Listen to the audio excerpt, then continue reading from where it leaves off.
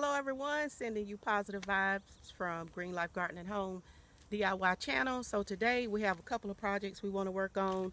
We're going to be building another chicken coop, and also I need two raised garden beds to go ahead and get started putting some vegetable plants and different things out here on this particular piece of property. So I am going to try to capture as much of it as I can. It's hot out here, as you can see the way the sun is is shining, and this uh, camera that I have, I don't know how much heat it could take before it say bye bye. So let's go ahead, take a look at everything that we have, and we'll go ahead and get started. All right, so the first thing I want to say is I had intentions of using 2 by 10 by 8 for framing up the bed, but these are treated and I don't really want to go that route.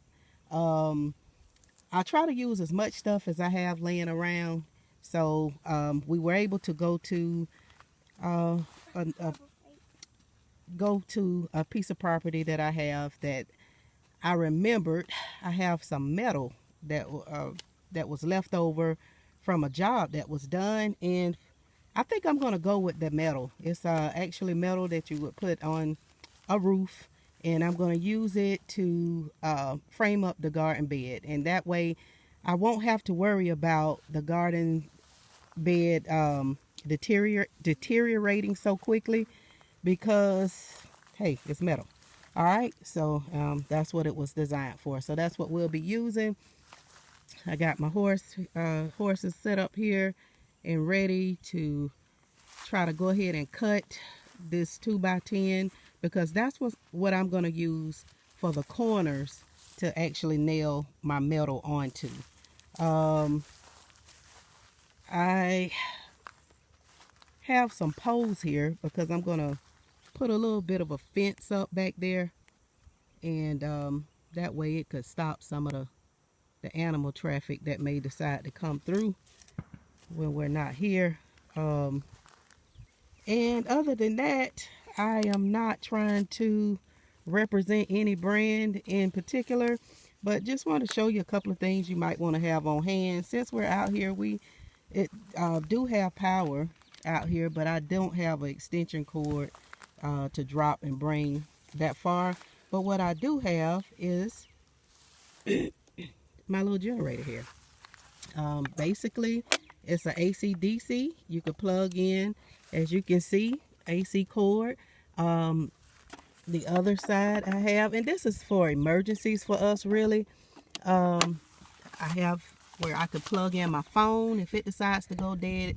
It's charged up at 100% right now. I could charge it up at home, or I could use solar to get that all charged up. Or if there's power, like if the power's out, you have a lamp right here.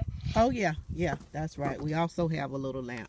So I'm going to be using this to cut the metal. It's something that I just picked up right quickly because snips was probably going to be quite a bit to cut the metal. I'll be making a cut about 6 feet from one end to the other, and I wasn't about to be trying to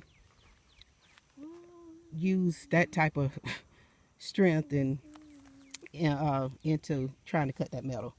All right, so you know you're gonna need your saw. Okay, and those are like the main things. There's nothing hard about some of these little projects except having the tools that's gonna make it easy for you to do. These are just some little things that I have on hand. Screws, nails, of course. So all right, and I've got myself another drill. Yeah, I was aiming for a DeWalt, and I'm gonna try to wait and catch them on sale, but I was able to find this one, and my husband said it's just as good. It comes with 2 batteries, as a matter of fact. Again, I don't represent any of these companies. They're not paying me. These are just things that I'm showing you I have on hand. All right, so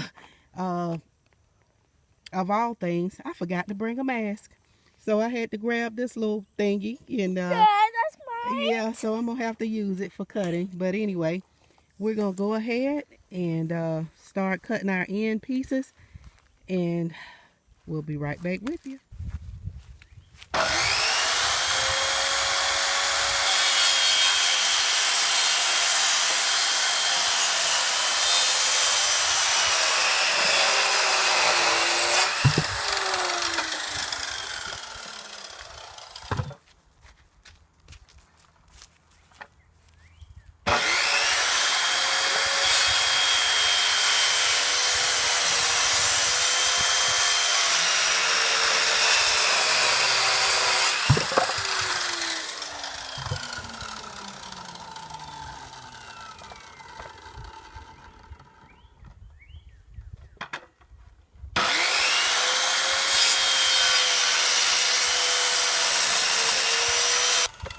Okay, so that's it. That's how we cut our boards in half. Then we're gonna cut them long ways. Okay, so we've got all of our blocks cut. The next thing we'll be doing is attaching these to the corners of our metal. And I'll show you how I'm gonna cut a sheet of the metal, and we'll be moving on from there. I always keep you some blocks on site. I got something else I'm gonna show y'all you could do with these blocks that could be a lifesaver as well. So yeah, that's it. We're gonna take us a quick little break because somebody over there talking about where we about to eat at. So we about to go get her something to drink and eat, and myself too. All right. Okay, so this is what your boards are gonna look like when they form the corner. I've got two of my boards here, one laying flat, the other one standing up sideways, as you can see, just like that. Oops, I'm in the view. And what I'm about to do now is take my 1/8 inch drill bit, and I'm gonna pre-drill holes for these screws to go through, because if it's anything I hate, it's splitting a piece of wood, because you know, you may be drilling in an area, a part of the wood that's just weak, or you weaken it by running a screw through it. So pre-drill, screw, and I'm going to attach these boards together. Okay, so once you screw those two ends together, this is what it's going to look like. Hello everyone. All right, so listen, we had to take us a break on yesterday, get something to eat. Actually, day before, came across some pallets. You know, I talked about not having pallets when we first started our projects, but we got some now. So today what we're going to be doing is we're going to go ahead and cut the tin, and we'll get the tin cut. After we get the tin cut, we'll attach it to our corners, and that's going to be our bed. So hold tight.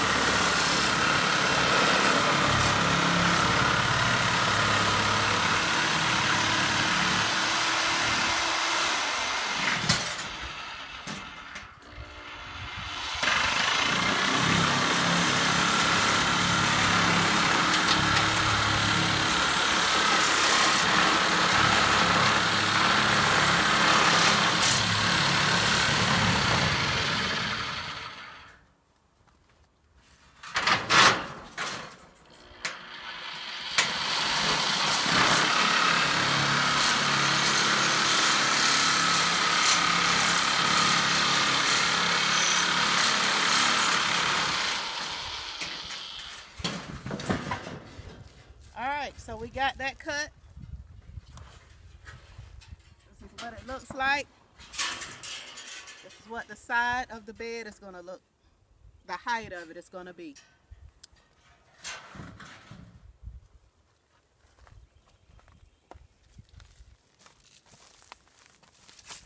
All right, so we are done putting all of our sides on.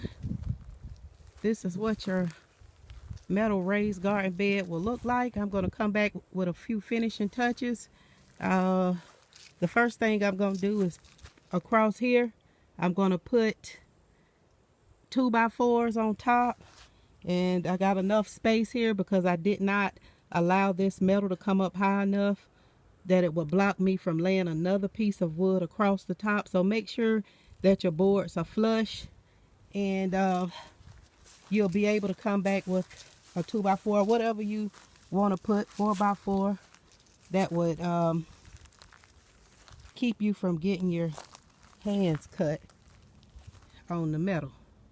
All right, these sides are a tad bit flimsy, but once you put your dirt in and whatever you're going to fill it with, that'll be okay. If you still feel like you're having a problem with bulging, you could always stake it on the outside by sticking a stick inside or on the outside.